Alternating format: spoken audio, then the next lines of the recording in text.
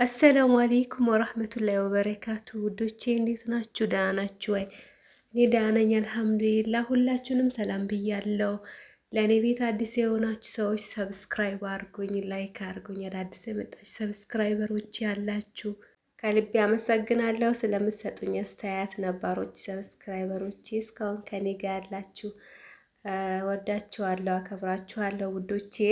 እና ዛሬ የሐሙስ ቀን ብሎግ ይዤ መጥቻለሁ። ውሎዬ ነው።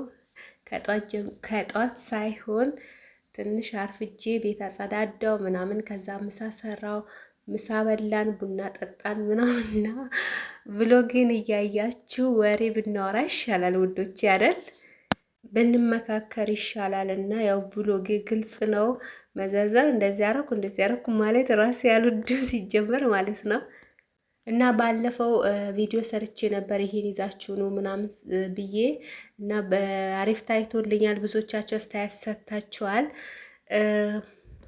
በነገራችን ላይ ለአንዳንዶቻችን በጣም አስፈላጊ የሆነ ነገር ለአንዳንዶቻችን ምንም ላይሆን ይችላል። አንዳንዶቹ ከባልዚን ውጪ ምንም አልቀባም ብላችኋል። መብታችሁ ነው። ለአንዳንዶቻችን በጣም እዚህ መተን የሚያስቸግረን ነገር ለአንዳንዶች ደግሞ ምንም ላይ መስላቸውም ይችላል። እና ከሁሉም ግን ብር ይዛችሁ ነው። ብር ያው ሁሉም ሰው ያስፈልጋል። ሰው ራሱ እኛን የሚወደን ማለት ነው። በተለይ የአረብ ሀገር ሴት ሆነን አረብ ሀገር እየሰራን ቤተሰቦቻችን ራሱ የሚወዱን ከብር ጋር ነው። እና ብራችሁን ይዛችሁ ያኔ በማይረባ ነገር ላይ አታጥፉት ብራችሁን ማለት ነው። እዚህ ስትመጡ ነው የብር ዋጋ የምታውቁት። በተለይ ከልጅነታቸው አብዛኞቻችን ከልጅነት ነው የምንሰደደው።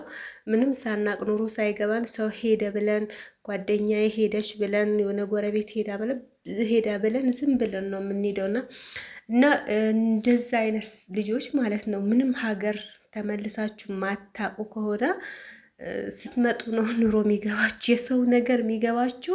አረብ ሀገር 5-6 ዓመት ቆይታችሁ መታችሁ የእነሱን ልክ ስታዩ ነው በቃ ይሄ ኑሮ የሚባለው ነገር የሚገባችሁና እኔም በመመላለሴ ማለት ነው ብዙ ነገር ነው የተማሩ። ቀጥታ ቢሆን ኖሮ እንደነዞኝ ነበረ የምኖረው ቀጥታ በሰራ ኖሮ ማለት ነው። ግን እየተመላለስኩ ስለሆነ ሰውንም ታያላችሁ፣ ራሳችሁንም በጣም አብዴት ታረጋላችሁ፣ እንዴት መስራት እንዳለባችሁ ለብርም ዋጋ ትሰጣላችሁ ማለት ነው። እና ከሀገር የወጣችሁ ወጥታችሁ ምንም ያልተመለሳችሁ አሁን ብቻ የምትመለሱ ከሆነ ብራችሁን ያዙ።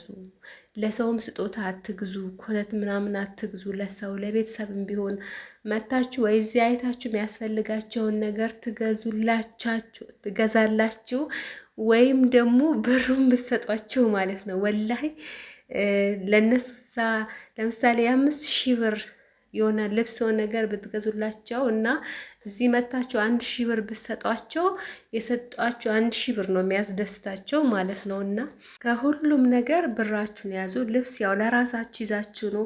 እኔ አሁን ሁሌ የምመክራችሁ ማለት ነው ለራሳችሁ ይዛችሁ ከመጣችሁ እዚህ ብትመጡ የሆነ ነገር እንኳን ቢያጋጥማችሁ ታውቃላችሁ። እዚህ ብዙዎቻችን የቤተሰብ ችግር ይኖርብናል ብዙ ነገርና ለራሳችን ካለን ማለት ነው ሰው እጅ ላይ አንወጥቅም። ብርም ለራሳችን ካለን ልብስ የምንለብሰው የምንቀባው የምንታጠበትም ነገር ለራሳችን ካለን ወዲያውም ወይ ተከራይተን ምንም ብለን እንኖራለን። እና ራሳችሁን ነው ማስቀደም ያለባችሁ። በሻንጣችሁ የማይጠቅም ነገር ከምታመጡ ራሳችሁ ሁሌም አረብ ሀገር ሆናችሁ መዳን ቤት ሆናችሁ የምትጠቀሙትን ነገር ይዛችሁ ነው ያልኩት። እኔ ልብስም ደግሞ ለብሰዋለሁ ብላችሁ የምትለብሱትን ቢጃማ ስላችሁ እኔ አሁን ሺቲ ምናምን አይደለም።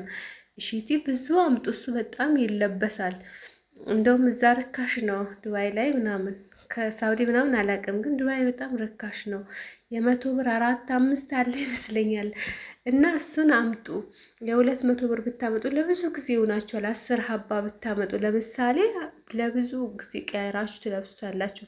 እና እኔ ቢጃማ ያልኳችሁ አሁን አረብ ቤት ሆነን ሱሪ በሹራ ምናምን ለብሳለና ቤጥቆች ቢጃማዎች ዝም ብሎ እነሱ እዚህ አይለበሱም። ምናልባት የከተማ ልጅ ከሆኑ ክርስቲያኖች ምናምን እንደዛ ሊለብሱ ይችላሉ። ግን የገጠር ልጅ ሆነን ከዛ ሙስሊም ከሆነን እንዴት ነው የምንለብሰው? እዚህ እኮ ሰላም አለይኩም ሳይሉ ራሱ ሰዎች ይገባሉ። እና ምናልባት ግቢያችሁ የግል ከሆነ ግቢያችሁን ቅርቅር አድርጋችሁ ብቻችሁ አንድ ግቢ የምትኖሩ ከሆነ እንደዛ ልትለብሱ ትችላላችሁ። እልሞም ግን እሱም ባታመጡ ይሻላል። በሱ ቦታ ብዙ ሺቲዎችን ልብስ ለራሳችሁ ብዙ ሺቲዎች ምናምን ብታመጡ ይሻላችኋል።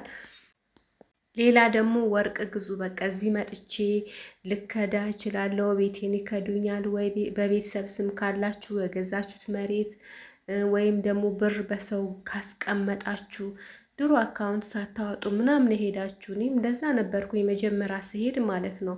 ምንም አካውንት ሳይኖረኝ ምናምን ስር ብር ለምን ጠቅማል ቢሉኝ ልብስ ዳቦ ምናምን መግዣ ነው የሚመስለኝ ነበር።